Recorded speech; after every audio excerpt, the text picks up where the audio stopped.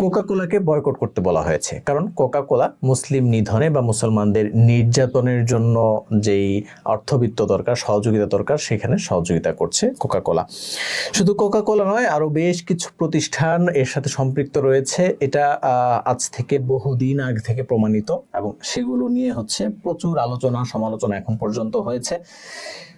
আসলেই তারা হচ্ছে সেই বিষয়গুলোতে মদদ দিচ্ছে কিনা বা মুসলিম নিধনে কাজ করছে কিনা সেই বিষয়ে আলোচনায় যাব না, কারণ সেগুলো হচ্ছে দালিলিক অনেক বিষয় আছে, সেগুলো আমার আলোচনার বিষয় না। আমার আলোচনা যেহেতু বিজনেস নিয়ে আমরা আলোচনা করি, বিজনেস নিয়ে হচ্ছে অ্যানালাইসিস করি, সেক্ষেত্রে আমি আজকে আলোচনা করবার চেষ্টা করব বিশেষভাবে যে একটা কোম্পানি বয়কটের ডাক দিলে, একটা কোম্পানিকে বয়কটের ডাক দিলে সেই কোম্পানিটা কি পরিমাণ লস হতে পারে, সেখানে কাদের ক্ষতি হতে পারে, কোকা কোলার বয়কটের ডাকে কারা ক্ষতিগ্রস্ত বেশি হচ্ছেন, সেই বিষয়গুলো নিয়ে আসলে কোকা কোলা বয়কট করব কি করব না, এই বিষয়গুলো নিয়ে আলোচনা করব।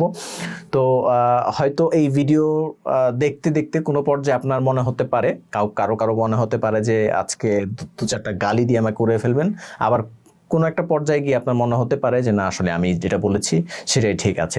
তাই মন্তব্য করবেন বা না করবেন সেটা আপনার বিষয়, কিন্তু সম্পূর্ণ ভিডিওটি দেখবেন, এটা আমার অনুরোধ রইল। প্রথমে আলোচনা করি যে আসলে এই কোম্পানিটা যদি বয়কট করা হয় বা এই কোম্পানিটা যদি বাংলাদেশ থেকে হচ্ছে বিজনেস গুটিয়ে নেওয়া হয়, তাহলে সেই ক্ষেত্রে কারা লসে পড়বেন বা কি পরিমাণ মানুষ হচ্ছে ক্ষতিগ্রস্ত হবেন সেই বিষয়ে আলোচনা করি। বাংলাদেশে পুরো ওয়ার্ল্ডে এই প্রতিষ্ঠানটার হচ্ছে ৭৯,১০০ কর্মী রয়েছে ২০২৩ সালের তথ্য মতে। সেই একই তথ্য মতে বাংলাদেশে এই প্রতিষ্ঠানটার হচ্ছে ২২,১০০ কর্মী রয়েছে পরোক্ষ এবং প্রত্যক্ষভাবে। প্রত্যক্ষভাবে ৮৩৩ জন কর্মী এবং পরোক্ষভাবে ২১,৩০০ কর্মী রয়েছে এই প্রতিষ্ঠানটায় কর্মরত, যেটা বাংলাদেশে। এই কোম্পানিটা বাংলাদেশের ৮০ থেকে ৯০% মার্কেট দখল করে আছে, সফট ড্রিঙ্কের যেই মার্কেট সেখানে। তো এই কোম্পানিটা যদি বাংলাদেশে বয়কট করা হয়, তাহলে এই পরিমাণ মার্কেট হারানোর পরে কিন্তু এই যে আপনার হচ্ছে ২২,১০০ কর্মী, তারা কিন্তু সম্পূর্ণই বেকার হয়ে পড়বেন এবং হচ্ছে কর্মহীন হয়ে পড়বেন, তাদের কোনো ধরনের ইনকাম থাকবে না। ২২,১০০ কর্মী হবে বাংলাদেশের ক্ষতিগ্রস্ত। এটা বাংলাদেশের জন্য ক্ষতি, এটা আমাদের দেশের জন্য, জাতির জন্য, প্রত্যেকটা মানুষের জন্য ক্ষতি যারা এখানে কর্মরত আছেন। তার মানে কি আসলে এটার জন্য কি আমাদের আসলে এই কোম্পানিটাকে টিকিয়ে রাখা দরকার? বিষয়টা সেখানে নয়, কিন্তু একটু ভাবা দরকার যে হুট করেই বয়কট যদি আমরা করি, সেই ক্ষেত্রে এই ২২,১০০ মানুষের জন্য নতুন কর্মসংস্থান আছে কিনা, যেখানে এই ২২,১০০ মানুষ কাজ করতে পারবে। এই ক্ষেত্রে আসি যে আসলে বিকল্প, তাহলে যেই পণ্যটা এখন বাজারে চলছে এটা কিন্তু একটা সাধারণ পণ্য না, বা রেগুলার হঠাৎ করে চলে আসছে রেগুলার প্রোডাক্টের মধ্যে এমন কোনো পণ্য কিন্তু এটা না। এটা একটা দীর্ঘদিনের প্রক্রিয়া, দীর্ঘদিন যাবৎ কিন্তু এই পানীয়টা চলে আসছে দেশের, শুধু দেশে নয়, দেশ বিদেশের বিভিন্ন প্রান্তে, বিশ্বের বিভিন্ন প্রান্তে চলে আসছে। তো এই যে বাংলাদেশের ৮০ বা ৯০% মার্কেট দখল করে আছে, এই মার্কেটটা যদি হচ্ছে অন্য কোনো কোম্পানি তাহলে দখল করতে পারে, সেক্ষেত্রে একটা চমৎকার ভূমিকা পালন করছে কিন্তু আকিজ গ্রুপের হচ্ছে মোজো। আকিজ গ্রুপের মোজো হচ্ছে বাংলাদেশে যখন কোকের বয়কট ডাকা হয়, তখন কিন্তু ৩০ থেকে ৪০% মার্কেট দখল করে ফেলে। এটা বলাই যায় যে একটা বিকল্প তৈরি হয়ে গেছে। অর্থাৎ যদি হচ্ছে যখন আমরা দেখব যে এই কোম্পানিটা হচ্ছে ব্যান হয়ে যাচ্ছে, এই কোম্পানিটা বাংলাদেশে বয়কট করা হচ্ছে, কোনো ধরনের মার্কেট এখানে চলছে না, এই কোম্পানিটা একদমই নিঃস্ব হয়ে যাচ্ছে, তখন কিন্তু এই যে ২২,১০০ কর্মী তখন কিন্তু আকিজে শিফট হওয়ার একটা সম্ভাবনা রয়েছে। কারণ এই যে চাহিদাটা, এই যে চাহিদাটা কোল্ড ড্রিঙ্কসের যে চাহিদাটা, সফট ড্রিঙ্কসের যে চাহিদাটা, এটা কিন্তু বাংলাদেশে আছে এবং থাকবে।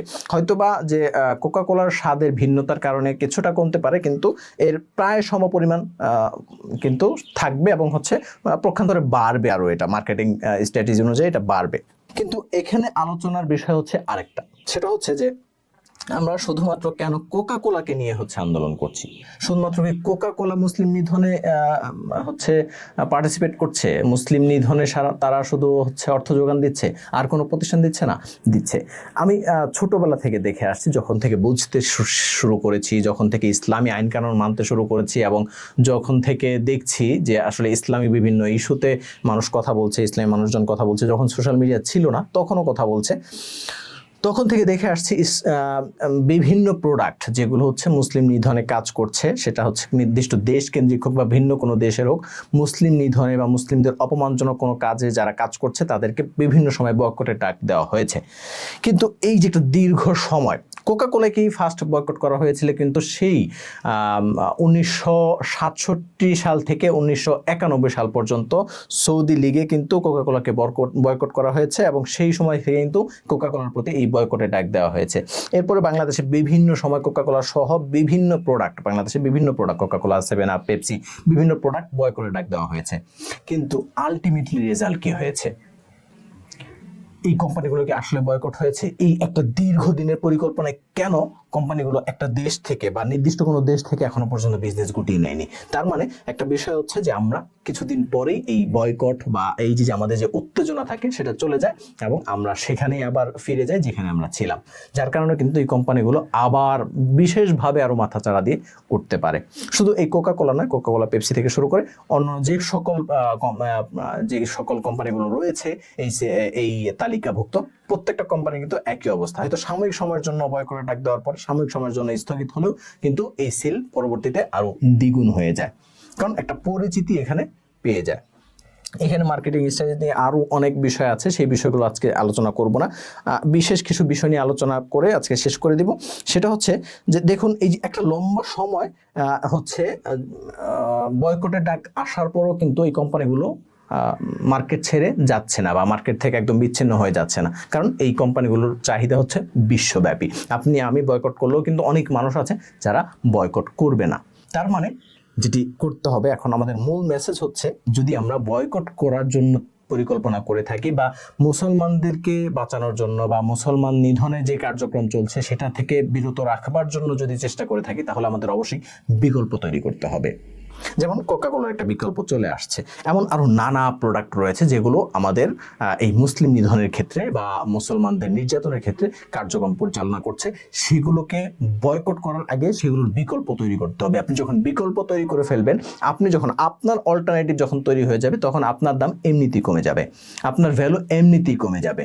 সুতরাং আমরা কিন্তু বেশিরভাগ হচ্ছে যেটা করছি যে বয়কট বয়কট বলে কাজ করছি, কিন্তু আমাদের যে নতুন ভাবে উদ্যমী হয়ে নতুন ভাবে এমন কিছু উৎপাদনে আনা দরকার যেগুলোর মাধ্যমে কিন্তু আমরা বিকল্প তৈরি করতে পারবো। যেমন আমি যদি বলতে চাই যে আমি যে এখন ফেসবুকের মাধ্যমে বা ইউটিউবের মাধ্যমে আপনাদের কাছে পৌঁছাচ্ছি, হোয়াটসঅ্যাপের মাধ্যমে যোগাযোগ করছি, এটিও কিন্তু একই ধরনের প্রোডাক্ট, একই জায়গার প্রোডাক্ট, যারা কিনা মুসলিম নিধনে বা মুসলিম নির্যাতনে কার্যক্রম পরিচালনা করছে। তাহলে এইগুলোর কিন্তু বিকল্প তৈরি করতে হবে, আর এগুলো বিকল্প তৈরি করবার জন্য আমাদের দক্ষ এবং হচ্ছে জ্ঞানমূলক এবং হচ্ছে অবশ্যই রিচার্জমূলক জনশক্তি তৈরি করতে হবে, যারা কিনা এর বিকল্প তৈরি করতে পারবে। এর বিকল্প যখন আমরা তৈরি করে ফেলতে পারবো, এই কোম্পানিগুলো অটোমেটিকলি কিন্তু বয়কট ছাড়াই বয়কট হয়ে যাবে।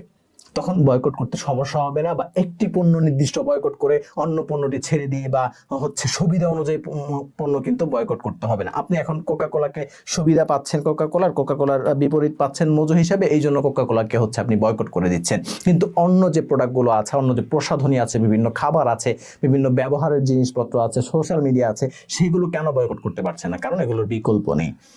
এখন অনেকে আমাকে গালি দিয়ে বলতে পারেন, ভাই আপনি এত বকবক করছেন, আপনি কেন হচ্ছে বিকল্প তৈরি করছেন না? আমি আমার জায়গা থেকে আমার যেটুকু করা দরকার সেটুকু আমি আমার জায়গা থেকে করছি। এখন যে বিষয়টি আমি শেষ মুহূর্তের দিকে বলতে চাই যে আসলে তাদেরকে বয়কট করা প্রয়োজন কিনা, বা হচ্ছে তারা হচ্ছে এই যে মুসলিম নিধনে কাজ করছে সেই বিষয়ে আমাদের আসলে মতামত কি। দেখুন, প্রত্যেকটা নবী রাসূল বলে গিয়েছেন যে সর্বশেষ নবী হচ্ছে রাসূল সাল্লাল্লাহু আলাইহি ওয়াসাল্লাম, এবং তিনি আসার পরে পূর্ববর্তী কোনো ধর্মের কিন্তু কোনো ভ্যালু থাকবে না, কোনো ধর্মের কোনো কার্যকারিতা থাকবে না। তো এখানে কিন্তু আসলে সকল ধর্মের রহিতের বিষয়টা কিন্তু ফুটে ওঠে, এবং সেই বিষয়গুলো হচ্ছে প্রত্যেকটা ধর্মের নবী রাসূলগণ কিন্তু বলে গিয়েছেন, এবং তারা যদি এখন এটাকে অবিশ্বাস করেন, অস্বীকার করেন, তাহলে কিন্তু তাদের নবী রাসূলদেরকে অস্বীকার করলেন। সেখানে কিন্তু আসলে বলাই বাহুল্য যে ধর্মই থাকলো না তাদের। একমাত্র ধর্ম হচ্ছে বর্তমানে বিশ্বের একমাত্র ধর্ম, পৃথিবীর একমাত্র ধর্ম হচ্ছে ইসলাম ধর্ম। অন্য সকল ধর্ম কিন্তু রহিত হয়ে গিয়েছে, যেগুলো হচ্ছে আসমানি ধর্ম ছিল, সেগুলো কিন্তু এখন আর নেই। তো এখন মুসলিম নিধনে যদি যারা কাজ করেন তাদের উদ্দেশ্য যেটা বলা যায় যে দেখুন, আমরা আমাদের ভ্রাতৃত্বের জায়গা থেকে, আমরা আমাদের হচ্ছে স্বচ্ছতার জায়গা থেকে আমরা সব সময় চাই প্রত্যেকটা মানুষের তার ধর্মীয় অনুভূতি ব্যক্ত করার, ধর্মীয় আদর্শ পালন করার অধিকার রয়েছে, এবং আল্লাহ তাআলা বারবার বলে দিয়েছেন যে তোমরা ধর্ম নিয়ে বাড়াবাড়ি করো না। আমরাও সেটা করতে চাই না, কিন্তু যখনই এমন কোনো বিষয় আসবে যে মুসলমানদেরকে নিধনের জন্য, মুসলমানদের উপর নির্যাতনের জন্য কোনো কার্যক্রম তৈরি করা হবে, কোনো কার্যক্রমের কোনো পদক্ষেপ নেওয়া হবে, তখন কিন্তু বিশ্বের প্রতিটি কোনায় কোনায় থেকে মুসলিমরা গর্জে উঠবে এবং সেই বিষয়ে আন্দোলন করবে, সেই বিষয়ে প্রতিবাদ করবে, সেই বিষয়ে কথা বলবে। আমরাও সেই বিষয়গুলো নিয়ে কথা বলার চেষ্টা করছিলাম যে আপনারা আপনাদের মতো করে যদি থাকেন তখন আমাদের কোনো দায়বদ্ধতা নেই, কিন্তু যখনই আপনারা মুসলমান নিধনের ব্যাপারে বা মুসলমানদেরকে নির্যাতনের ব্যাপারে উৎসাহী হয়ে উঠবেন, তখনও আমরা আপনাদের সেই আক্রমণগুলো প্রতিহত করবার জন্য কিন্তু গর্জে উঠবো বারবার। শুধু বাংলাদেশ নয়, বিশ্বের প্রতিটি প্রান্ত থেকে মুসলিমরা গর্জে উঠবে বারবার, এই ধরনের বয়কট ডাক দিবে যে কোনো প্রতিষ্ঠানকে। কিন্তু সর্বশেষ যে কথাটি বলতে চাই, যেটি বলবার জন্য আজকে ভিডিওটি করছিলাম, সেটি হচ্ছে যে দেখুন, আমাদের মূল জায়গাটি হচ্ছে আমাদের বিকল্প তৈরি করা। আমরা যদি বিকল্প তৈরি না করি, তাহলে এই যে প্রায় 100 বছর কাজ করেও যেই কোম্পানিগুলোকে আমরা হচ্ছে একদম বয়কট করে ব্যান করে দিতে পারিনি, সেটা কিন্তু আরো 100, 200, 1000 বছরেও পারবো না যদি আমাদের বিকল্প তৈরি না হয়। তাই আমাদের কথা কম বলে কাজ বেশি করতে হবে, এটাই আমরা বিশ্বাস করি। এবং পরবর্তীতে আমরা এই চিন্তাগুলো করব যে প্রত্যেকটা প্রোডাক্ট, যেই প্রোডাক্টগুলো আমাদের প্রসাধনীর মধ্যে রয়েছে, যেই প্রোডাক্টগুলো আমাদের খাবারের মধ্যে রয়েছে, আমাদের সোশ্যাল মিডিয়া থেকে শুরু করে ব্যবহারের বা সার্ভিস গ্রহণের যে প্রোডাক্টগুলো রয়েছে, যে সার্ভিসগুলো রয়েছে, সেগুলোর আমরা বিকল্প তৈরি করবার এখন থেকে চেষ্টা করতে হবে। মুসলিম উম্মাহকে, মুসলিম জাতিকে, প্রত্যেকটা মুসলিমের এই দায়িত্ব। আর এই দায়িত্ব যদি পালন করতে না পারেন, তাহলে আমি বলবো যে আপনার বয়কটে ডাক দেওয়ারও কোনো অধিকার নেই। তো যার যার জায়গা থেকে আমরা চেষ্টা করব যে এর বিকল্প তৈরি করবার। এবং সর্বশেষ যে অ্যানালাইসিস দিয়ে শেষ করতে চাচ্ছি, সেটি হচ্ছে একটি কোম্পানির যদি বয়কটের ডাক চলে আসে, তাহলে সেই কোম্পানিটা কি পরিমাণ লস হতে পারে। প্রায় 1-2 মাসে